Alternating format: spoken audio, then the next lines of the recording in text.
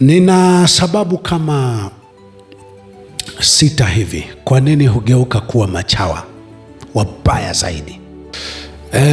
Naamini kwamba wengi huwa mnajiuliza kwamba kwa nini sehemu kubwa ya watu wanaoonekana ni kama wenye akili kubwa au ni kama wanatumisimamo fulani hivi hugeuka na kuja kuwa moja ya machawa wabaya zaidi. Nataka ufahamu hilo kwa sababu ukijua kwa nini hugeuka na kuja kuwa machawa wanaoudhi zaidi, wabaya zaidi, basi utajua huenda na wewe, yaani asilimia kubwa unayeniangalia wewe ni chawa au unaenda kuwa moja ya chawa wabaya zaidi.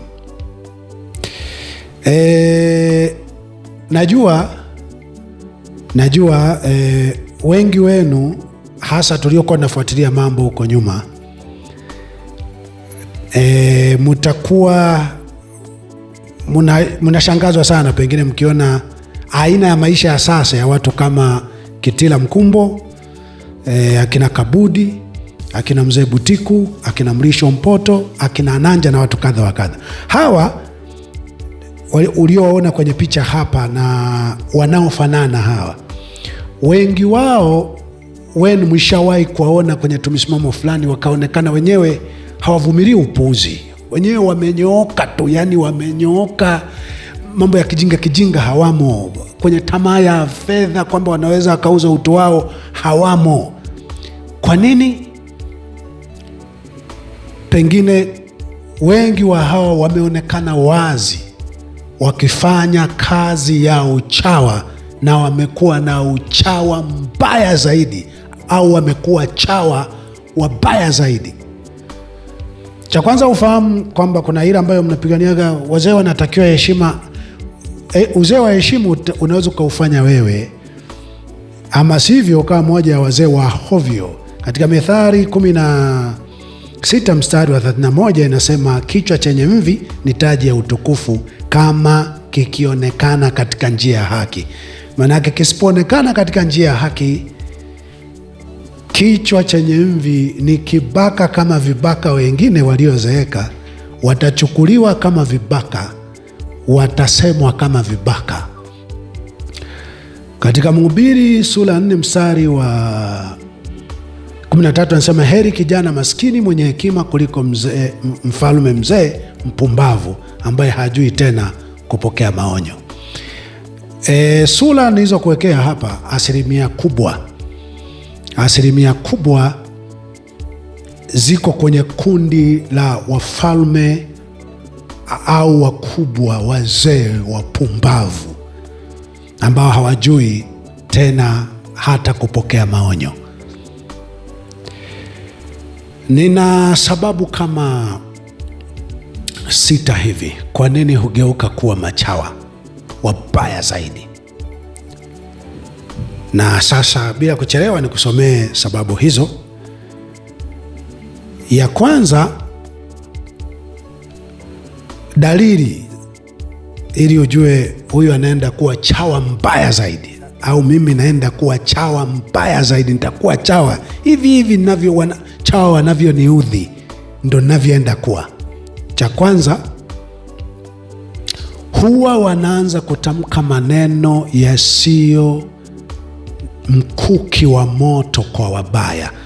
Cha kwanza, wanaanza kutamka maneno friendly, wanaanza kutamka maneno yasiyoumiza mioyo ya wabaya, yasiyosababisha waanze kuchukiwa, kutafutwa, kuumizwa.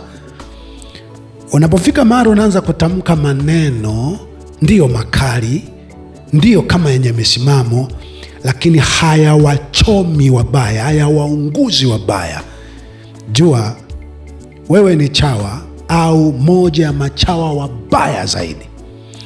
Kwa mujibu wa Biblia ni mawili tu, moto kabisa au baridi kabisa. Maneno yaliyosemwa na mtu mwenye dhamiri safi kabisa ambaye dhamiri yake haijaharibika yaizaa matokeo mawili: aidha yalilazimisha wabaya kugeuka na kuacha ubaya wao immediately, au yalilazimisha wabaya kokota mawe au kuchukua hatua ya kumuua, kumtesa mtu huyo. Ni hayo mawili tu. Ndo akina Yohana wanaenda sema, Herode, si vyema kuchukua mke wa mdogo wako. Anakamatwa, anawekwa gerezani. Ndio akina Yesu wanawakemea Mafarisayo, wanawakemea watoza ushuru, wanawakemea waandishi, wanawakemea wakuu wa makuhani, wanawakemea watawala, wakakamatwa, wakateswa, wakauawa. Kwenye Matendo ya Mitume kuna maneno mawili ambayo yanasema wakachomwa mioyo. Popote akaposema wakachomwa mioyo, aidha wakasema tutendeje ndugu zetu?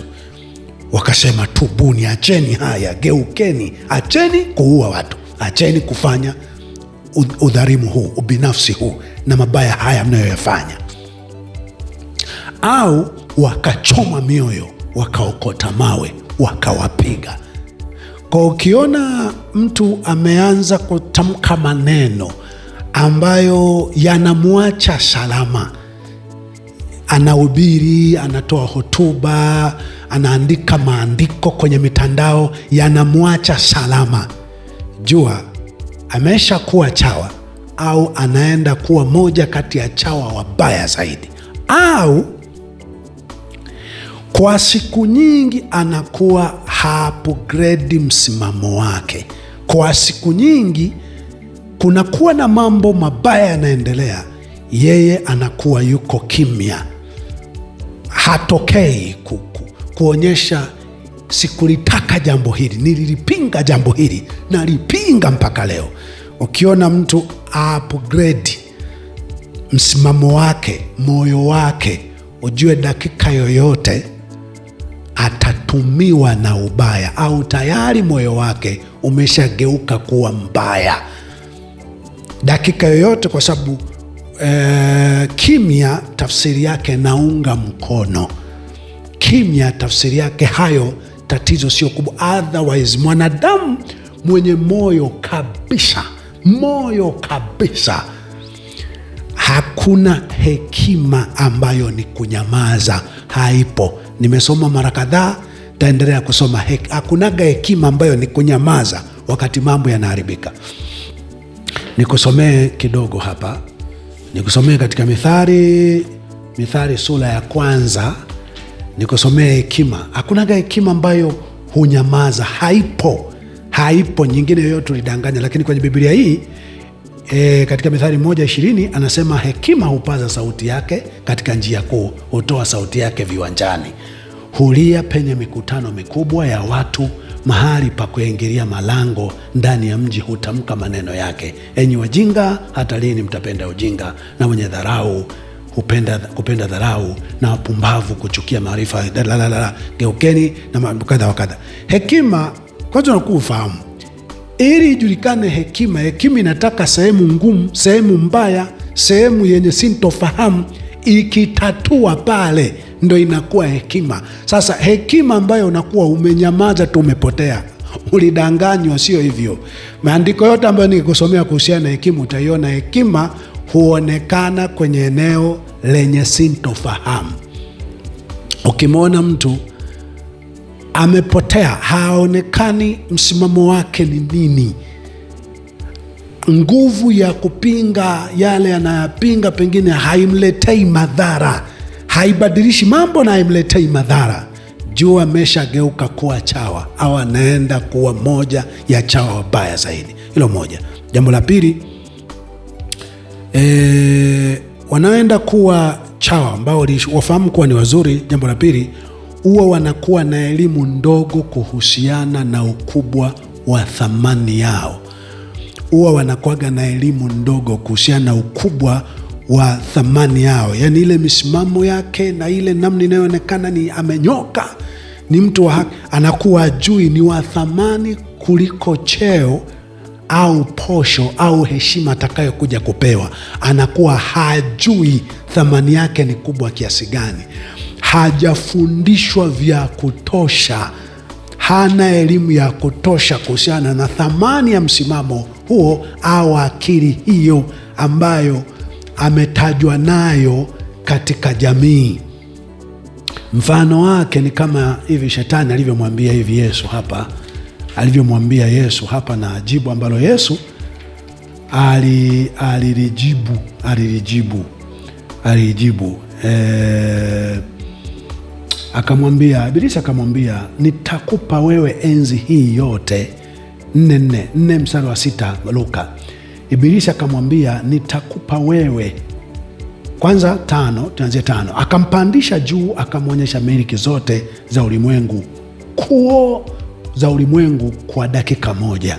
Akamwonyesha miliki zote za ulimwengu kwa dakika moja. 6, Ibilisi akamwambia, nitakupa wewe enzi hii yote na fahari yake, kwa kuwa imo mikononi mwangu, nami humpa yeyote kama nipendavyo. Basi wewe ukinisujudia mbele yangu mara moja tu, yote haya yatakuwa yako. Ukisujudia yote yatakuwa.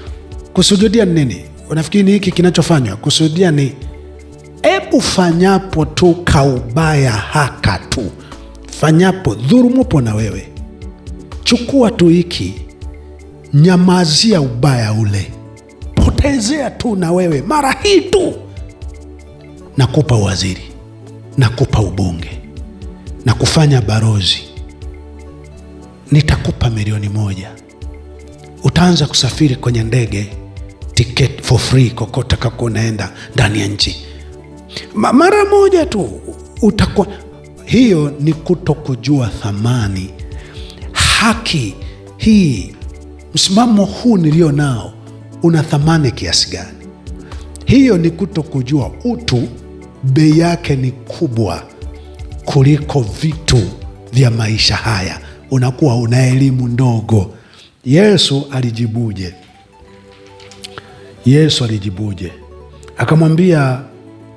Yesu akamjibu akamwambia, imeandikwa, msujudie Bwana Mungu wako, umwabudu yeye peke yake. Tenda mema tu, ndo Mungu wako. Tenda tu kwa usahihi. Huo ndo ubinadamu, huo ndo utajiri. Fanya tu kwa usahihi bila kujalisha upweke, uchungu, maumivu, hasara utakayoipata. Nimewahi kuambia wakati fulani, niliwahi kuona kibonzo kwa Bagonza. Chawa yuko kwenye gari la wazi na mabunda ya noti, alafu profesa yuko kwenye bajaji. The way profesa alivyomkazia macho Chawa, ilikuwa inaonyesha mpaka profesa anaona kwa mambo yalivyo, inabidi tu na mimi niwe Chawa. Ndo ambacho sasa unaona, na sidhani kama kuna anayeitwa daktari wa elimu, anayeitwa profesa, kama kuna unayemwona sasa anafanya mambo yanayoakisi kwamba kweli ana akili nyingi. Asilimia kubwa ndio machawa wabaya zaidi, wenye sumu kali zaidi. Walifikaje? Walifika kwa sababu hizi nilizosema. 3, wana elimu ndogo kuhusiana au kwamba haki ni kifo. Wana elimu ndogo, yani mara nyingi hawajui kuwa haki ni kifo. Kwa hiyo inapofika mazingira yanayohatarisha uhai wao, wanaona kapona risasi huku, pona kutekwa huku, ndugu zake wameuawa huku, anaumizwa huku, anatishiwa kule, anaelekezwa kile kule, anaambiwa mara nyingi hufika mahala na kwanza kutafuta baadhi ya watu ambao wako kwenye system kwamba jamani, kwani shida hapa ni nini? Kwani hapa jambo ambalo haliko sawa hapa ni nini? Wanamwambia unaongea sana. Wanakuwa hawajui maandiko, mfano wa hili yasemayo katika Timotheo wa 2 sura 3 mstari wa 12 kwamba naam, na wote wapendao kuishi maisha ya utauwa katika Kristo Yesu wataudhiwa. Wote wapendao kuishi maisha ya utauwa katika Kristo Yesu ni wapi? Yesu sio hao wanaoshika Biblia na kuvaa masuruali mapana. au kuimba Yesu, Yesu. Yesu ni maisha, aina ya binadamu mwenye haki ambaye hakuacha maisha ya haki kwa sababu ya mvuto, ushawishi, kitisho, hatari. Hakuacha kutenda maisha ya kufanya kwa haki, kufanya ipasavyo. Ndo Yesu. Kwa hiyo unaposikia mtateswa kwa ajili ya Yesu, sio Yesu jina, mtateswa kwa sababu ya misimamo ya kutenda vizuri hata kwenye mazingira yenye hatari. Mfano katika Luka 21 tena nasema, lakini kabla ya hayo yote hajatokea, watawakamata na kuwaudhi na kuwapeleka mbele ya sinagogi na kuwaua magerezani, mkipelekwa mbele ya wafalme na maliwali kwa ajili ya jina langu. Jina lake sio kwa jina la Yesu. Yesu ni njia. Njia ni formula, aina ya maisha ambayo ukiishi vile utaheshimika tu. Yaani utakuwa na uzito tu ule, baadaye utajikuta mpaka miujiza ile utaikaribia ama kuifikia miujiza yenyewe, acha hii mingine ya barabarani. Kwa ukisikia kwa ajili ya jina langu, mtateswa kwa ajili ya jina, kwa sababu ya jina langu, ni kwa sababu ya kuiga aina ya maisha yangu. Ndio maana mara kadhaa naonya kwamba ukisikia wale wanasema katika jina la Yesu Kristo na kuamuru toka kwa jina, wengi wanajisumbua tu. Kwa jina la Yesu. Hata liandiko linalosema kwamba hakuna wokovu kwa mwingine yeyote isipokuwa katika jina la Yesu. Hakuna mtu mwingine yeyote anaweza kuwa salama isipokuwa anayeweza kuishi, anayeweza kuwa salama na kusababisha usalama, isipokuwa anayeweza kuishi kama Yesu alivyoishi. Kwa jina la Yesu ni kama kwa namna, kwa kuwa naishi kama Yesu alivyokuwa naishi, jambo hili linawezekana. Ni mwaminifu, nina msimamo kwa mambo ya haki kama Yesu alivyokuwa na msimamo. Ndo kwa jina la Yesu, kwa jina lake utateswa. Anasema mstari wa 16, nanyi mtasalitiwa na wazazi wenu na ndugu zenu na jamaa zenu na rafiki zenu, nao watawafisha baadhi yenu, nanyi mtachukiwa na watu wote kwa ajili ya jina langu. Kwa hiyo mtu ambaye hugeuka kuja kuwa chawa mara nyingi anakuwa hana elimu hii ya kwamba haya kwa sababu ya msimamo wake yatampata. Elimu inakuwa unakuta nakiri, niko tayari kwa lolote, lakini linaposogea lolote unamwona anakuwa wa kwanza kuchukua hatua za kubadili msimamo wake. Mwingine, mchungaji, mbona wewe umekimbia? Kujificha. Yesu, soma hii Biblia, utamwona zaidi ya mara 3-5 alijificha. Kujificha si tatizo. Tatizo ni kuacha kufanya lile lililopelekea uwe kwenye hatari. Sisi tumejificha kwa muda, lakini umeona tumeendelea kupaza sauti juu ya ubaya na tumeendelea kutendewa mabaya tukiwa tumejificha, kwa sababu kwa sehemu kubwa ubaya utaendelea kutendewa. Kama tu hautawabadili wabaya, wataendelea kukutendea mabaya ili wakubadilishe wewe kuwa mbaya kwa sababu ya uchungu, mateso na maumivu utakayokuwa unayapata. Jambo la 4, huchoshwa na vitisho, uchungu, upweke au ushawishi wa mali na heshima. Mara nyingi akiacha kuupgrade taarifa zake, akiacha kupinga, kuwa mkuki wa moto, na anapokuwa hivyo mara nyingi hupokea vitisho, kuumizwa, uchungu, huwa mpweke kama unavyoona kina sisi. Huwa anakuwa na ushawishi mwingi wa angalia tu mambo yako bwana, dunia ishaharibika, watu ishaharibika, hakuna unachoweza kubadilisha. Tangu umeanza kusema umebadilisha nini? Tangu umesimama hivyo, ona sisi, ona wale wengine walivyo salama, wanavyoendesha mambo yao, ona tutakusajilia kanisa, tutakupa cheo hiki, tutakuwezesha hiki, tutakujengea kanisa, ushawishi huo. Na kwa sababu upgrade, sio chuma, haongei, anaongereshwa. ni kama Samsoni na Delila. Alimadamu haumkemei. Yesu mwenyewe katika kitabu cha Luka nilichokusomea hapa, alipoongeleshwa mara ya kwanza, akaongeleshwa mara ya pili, akaongeleshwa mara ya tatu, mara ya nne, akamkemea shetani. Samsoni hakemei, hamwambii Delila, no, ondoka hapa, we ni shetani. Eva hakumwambia. Ukiacha makundi ya wabaya ndo yanayoongea, sababu hata mimi, nyamaza sasa, umefiwa, nyamaza. Ako lengo lenu munaua ili nyamaze, mtaniwini, mtanifanya kuwa mbaya. Mimi uweni mtakavyoua, nifanyeni, mmenitesa, mmeniweka gerezani, mmefanya yote mabaya mliyofanya. Jambo kubwa, nitaendelea kuonyesha kwamba haya sikubaliani nayo. Watu wa aina hii hamstahili kuwa hata kwenye nafasi yoyote ya uongozi, zaidi ya kulipwa uchafu, ubaya na damu mnazozimwaga. Nitaendelea kuwa na lugha kali yenye mkuki wa moto. Huko ndo kuupgrade, kumkemea adui. Kwa unapofika mara anakuja, unampiga chenga tu, anakuja kama Samsoni, kinifunga kwa kamba mbichi, wakifanya hivi, unajua sawa, lakini sawa, unaanza kuongea nao friendly. Ndio maana wengi unaoona ni kama wako salama ndani ya nchi yetu, ndio ni wapinzani, ndio wakali juu ya haya. Tegemea siku yoyote atakuwa moja ya chawa mwenye maudhi kuliko unaowafahamu. Angalia akina Yeriko Nyerere, ndio unajua hakuna siyeweza kuwa chawa mbaya zaidi.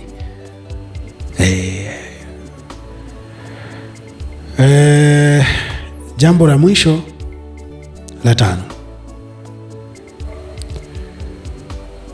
huanza kuona kuwa jina au msimamo wake ni fursa ya maisha. Kisha kumejenga jina kwa sababu ya msimamo, taka umepitia uchungu, maumivu, hatari, umesha kuwa na heshima fulani na jina. Wakati fulani ndani yako tu mwenyewe unaanza kuona, lakini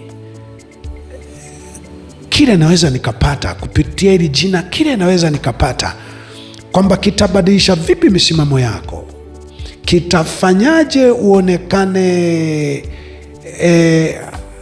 umebadilika. Unaanza kujikuta unaona, lakini ni nastahili yale, nastahili kile, nastahili pale. Nitakujia kwenye nini kifanyike, kwa sababu dunia kwa hali ilivyo kwa sasa, jua nchi ndo inazama hivi, sababu astahilie kutamka habari hakuna atamkae, lakini hata hakuna walio tayari sasa kusimama kwenye nafasi ya wale ambao walitakiwa kutamka kwa sababu ya hatari na uchungu. Hoja na haja ni kwamba na wewe pamoja na hekima yako unaenda kuzama, unaenda kuwa chawa mbaya zaidi, au tayari umeshakuwa chawa mbaya zaidi, au unaenda kuzama pamoja na jahazi, kwa sababu nchi inaenda kuzama. Kwa kuwa ambao walitakiwa kuiokoa nchi ndio hawa wamefikia hatua hizi, kwa sababu hizi nilizosema. Wanaweza wakafanya nini? Kifo kipo mlangoni, wakibadili kutoka hali ya uchawa na kuirudia hali yao. Takuja kurudia siku nyingine. Nini wanaweza wakafanya? Asante na hongera kwa kunisikiliza.